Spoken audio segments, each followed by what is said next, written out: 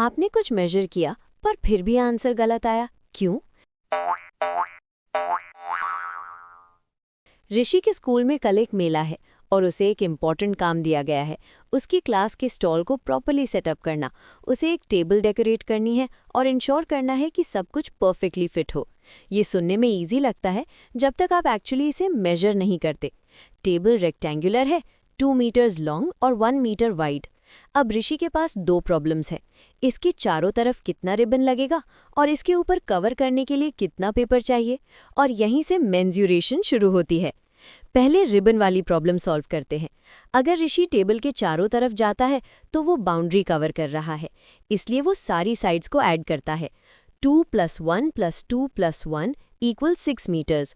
The total distance around a shape is called its perimeter. लेकिन क्या हो अगर शेप नीट और परफेक्ट ना हो? ऋषि एक डेकोरेशन पीस उठाता है। ये रेक्टेंगल नहीं है, ये एक अजीब सा शेप है, इर्रेगुलर शेप। अब क्या करें? यहाँ कोई शॉर्टकट काम नहीं करेगा, इसलिए वो पूरी बाउंड्री को ट्रेस करता है और हर साइड को ऐड कर देता है। For any shape, perimeter equals the sum of all sides. Rishi वापस टेबल पर जाता है और उसे कुछ रियलाइज होता है। हर बार चारों साइड्स ऐड क्यों करना? क्या मैं इसे फास्ट कर सकता हूँ? वो कुछ स्मार्टर ट्राई करता है। एक लेंथ ऐड करो, एक विड्थ ऐड करो और बस उसे डबल कर दो। Perimeter equals 2 multiplied by length plus width. 2 multiplied by 2 + 1 = 6। Same answer, less effort. लेकिन तभी टीचर कहती हैं रिबन को 2 बार रैप करो। अब क्या चेंज होगा?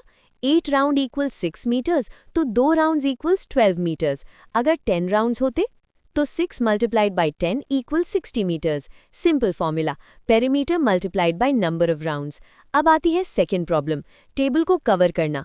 इस बार हम चारों तरफ नहीं घूम रहे, हम सरफेस को कवर कर रहे हैं। इसे एरिया कहते हैं। तो ऋषि कैलकुलेट करता है 2 multiplied by 1 = 2 square metres. Wait, ये स्क्वायर क्यों? क्योंकि एरिया हमेशा स्क्वायर यूनिट्स में मेजर होता है। ऋषि एक दूसरी टेबल चेक करता है। लेंथ = 4 मीटर्स और विड्थ = 3 मीटर्स 50 सेंटीमीटर्स। अब ये एक प्रॉब्लम है, मीटर्स और सेंटीमीटर्स यूनिट्स मैच नहीं कर रहे, इसलिए इसको पहले फिक्स करना है। 50 सेंटीमीटर्स = 0.5 मीटर्स, तो विड्थ बन गई 3.5 मीटर्स। अब एरिया कैलकुलेट करते हैं। 4 multiplied by 3.5 = 14 square metres. Always fix units before solving. Rishi अब अलग अलग शेप्स को देखता है, एक स्क्वायर, एक ट्रायंगल, और सडनली उसे एक पैटर्न दिखता है। वेट, यहाँ एक पैटर्न है। स्क्वायर की 4 इक्वल साइड्स हैं, विच मीन्स 4a। ट्रायंगल की 3 इक्वल साइड्स हैं, विच मीन्स 3a।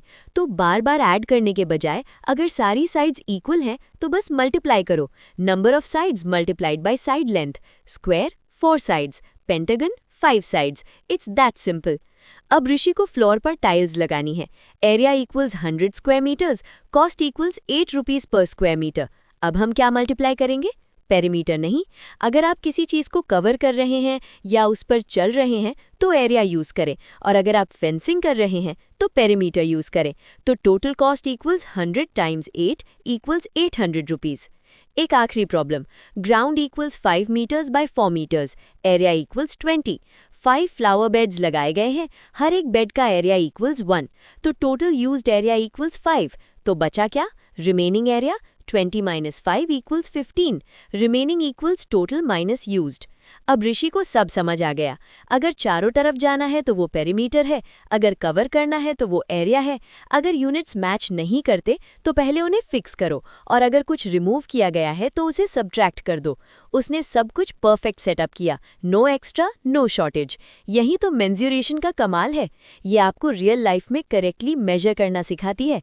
अगर ये समझ आया तो नेक्स्ट वीडियो इसे और भी ईजी बना देगी। Scan the QR code to download our app. Practice maths, science, English, and more.